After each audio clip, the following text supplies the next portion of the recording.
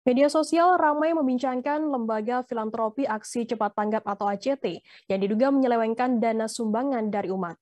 Tagar "Jangan percaya ACT" menjadi trending topik di Twitter sejak Senin 4 Juli dini hari. Pengguna media sosial mempermasalahkan transparansi ACT dalam hal penyaluran dana donasi. Bahkan dalam sebuah laporan berita media, gaji CEO ACT disebut mencapai 250 juta rupiah per bulannya. Sementara gaji pejabat menengahnya mencapai 80 juta rupiah per bulan, ditambah fasilitas mobil Alphard atau mobil Fortuner. Dikutip dari wartakotalive.com, berikut awal mula terbentuknya ACT termasuk visi dan misi lembaga ini dipaparkan oleh laman resminya act.id.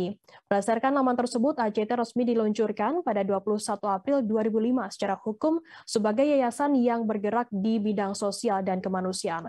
Untuk memperluas karya, ACT mengembangkan aktivitasnya mulai dari kegiatan tanggap darurat, kemudian mengembangkan kegiatannya ke program pemulihan pasca bencana, pemberdayaan, dan pengembangan masyarakat, serta program berbasis spiritual seperti kurban, zakat, dan juga wakaf.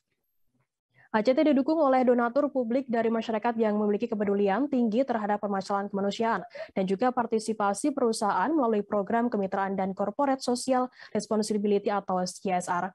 Sebagai bagian dari akuntabilitas keuangannya, ACT secara rutin memberikan laporan keuangan tahunan yang telah diaudit oleh kantor akuntan publik kepada donatur dan pemangku kepentingan lainnya, serta mempublikasikannya melalui media massa. Terima kasih sudah nonton.